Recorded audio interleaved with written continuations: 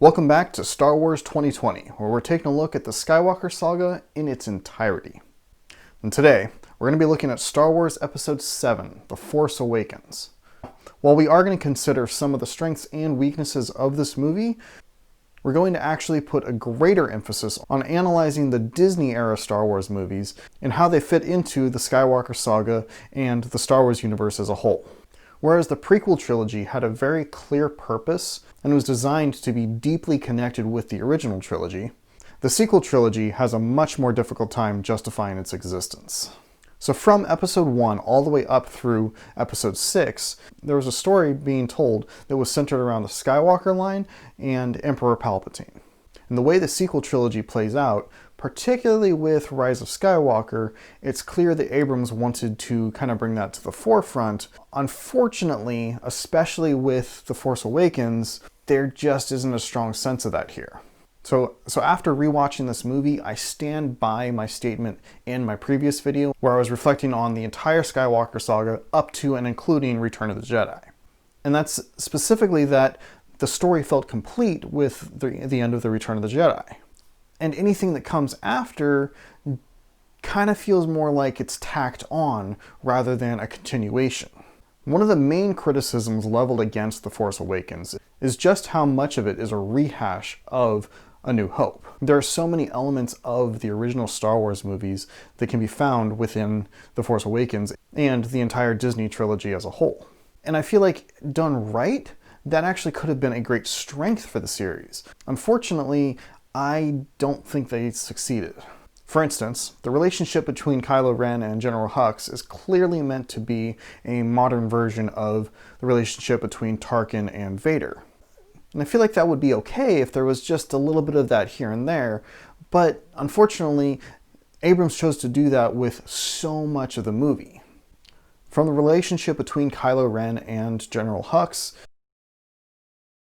to Rey being on a desert planet, to the dynamic of having three main heroes, to BB-8 being essentially the new version of R2-D2, to Starkiller Base being the new Death Star, and so on. There's just so much of it that is rehash that it winds up feeling more like a fan video rather than an actual sequel movie. Now, I think the main problem that J.J. Abrams ran into was an issue of identity. On the one hand, he wanted to create a lot of stuff that was new and fresh and propels the universe forward, but he was too bogged down in trying to have it connect with and continue the world that was already built. So I feel like the main thing that he could have done was choose to go one direction or the other. Now, if he wanted to continue the Skywalker saga, which is how this trilogy was being billed, then they should have had Palpatine play a more significant role from the beginning of the trilogy, as well as clearly establishing the significance of the Skywalker bloodline, whether that be through having Rey be Luke's daughter, or really building up Kylo Ren for a proper redemption arc. I think trying to remain vague and pulling away from a lot of those recurring themes that were significant through the other 6 movies was a big mistake if they're really trying to have this be part of the same saga, especially if it's supposed to be a conclusion to the saga. You can't really distance yourself from it and at the same time say that it's a significant part of it. Now personally, I would have rather they went the opposite direction and simply have this be a new Star Wars movie that's set after Return of the Jedi. Like, this didn't have to be a continuation of the Skywalker saga. I think if they had toned down some of the passing the torch elements and maybe only included a few elements from the older series, then this movie would have had a much better chance of forging its own identity, rather than simultaneously being all tied up in the original stuff and yet trying to, in a sense, distance itself from it. So for instance, there's a moment when Kylo Ren is talking to General Hux, and he briefly mentions that they could switch from the stormtroopers to a proper clone army again. And this could have been laying the groundwork for Palpatine coming back. But as it was just a single throwaway line. I feel like what they could have done is really leaned into that and have Kylo Ren talk about the possibility of reviving the Sith with a new Sith clone army, or strongly hint at the possibility of a clone of Emperor Palpatine. And that could have been a big reveal at the end of the movie. But it should have been within the first movie if they're trying to really be a part of the Skywalker saga. And if they're not trying to be a part of the Skywalker saga, they should have given the First Order more of a unique identity. So either the First Order can lean into being Imperial remnants, or they could have pulled away from that quite a bit and had Snoke be this new person who was trying to swoop in and pick up the pieces and basically forge a new empire out of the ashes of the old one. Likewise, I feel like there was a significant mistake with Rey. Now, it was really strange to set Rey's debut on Jakku, a desert planet. Now, on the one hand, this is clearly meant to pay homage to both A New Hope and The Phantom Menace, but both of those were set on Tatooine, and Tatooine played a significant role in the Skywalker lineage.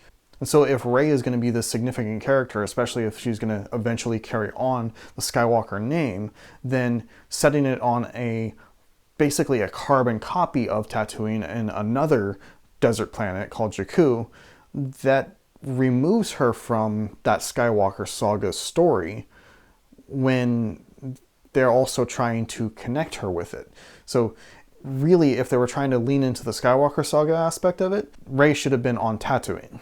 However, if they were going to go the opposite direction and move away from the Skywalker saga and just have it be a new movie set in the same universe after Return of the Jedi, then Rey should have been on another planet that was not a desert planet.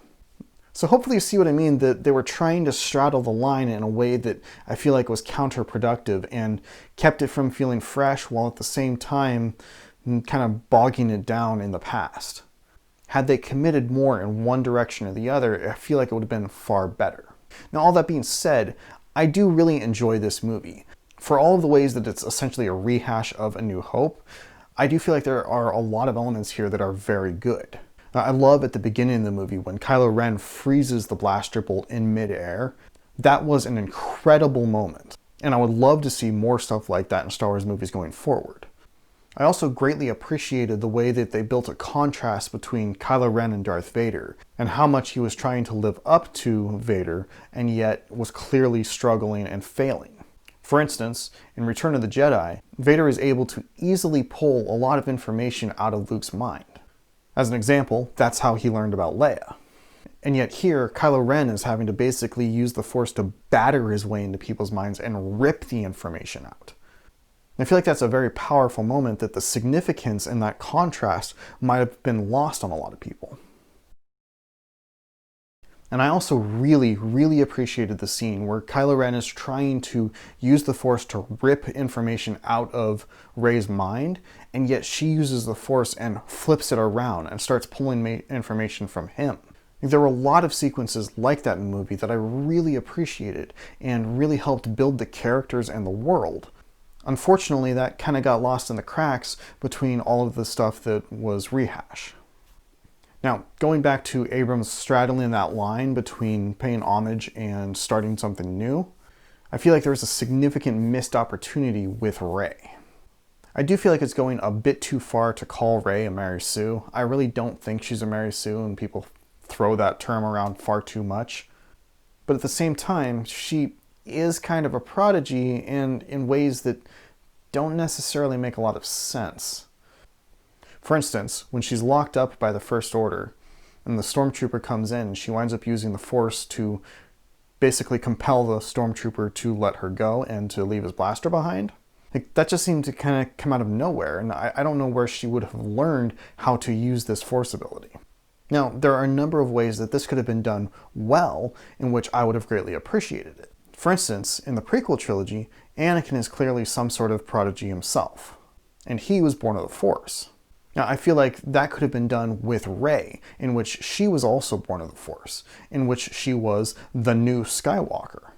I don't know that I would have necessarily wanted them to go that route, but it would have made it a lot easier for me to accept that she was a prodigy if it was under those circumstances. Or even simply having her actually be of the Skywalker bloodline would give me a little bit more acceptance of that, since she is descended from Anakin. I still wouldn't have liked it, but it would have been a little bit better. As it is, the story that we get for her lineage and her background doesn't really make this make sense. So her picking up these Force abilities seemingly out of nowhere, and her not really having to train at all to do a bunch of things that other characters have clearly had to train in order to do, is a bit difficult for me to accept. I would have been fine with it if they gave some sort of story explanation for it, but since they didn't, I really don't care for it. But overall, despite the rehash nature of it, despite the lack of identity, and despite some of the nitpicks I have about the story and the character development, I do really enjoy the movie. It is a fun movie, and I do like all of the characters. I just feel like it was being pulled in multiple different directions, and Abrams didn't really know what he wanted to do with it. Now, I can forgive a lot of the rehash nature of it, because I feel like Disney kind of needed to prove that they knew what people wanted out of Star Wars. And I feel like in a lot of ways they succeeded in that. So with The Force Awakens, they really needed to play it safe, while also kind of starting to tread new ground. And so I feel like that's the movie that we got. We got Disney playing it safe to show that they knew what they were doing. And then after that, they could start branching out. But I won't really go into how that backfired until I get into The Last Jedi. So yeah, I would say this was a good movie that could have been a lot better if it either really embraced the Skywalker saga, or much better if it kind of accepted that the Skywalker saga was finished and it went on to forge its own identity. But as a whole, I think it's a good movie, just not a good entry in the Skywalker saga. Now, if you come back next time when I share my thoughts on The Last Jedi, and it's there that I'm going to share some of my more controversial opinions of The Last Jedi. I hope you join me for that. And until then, this is Uncle Joel saying, stay tangible.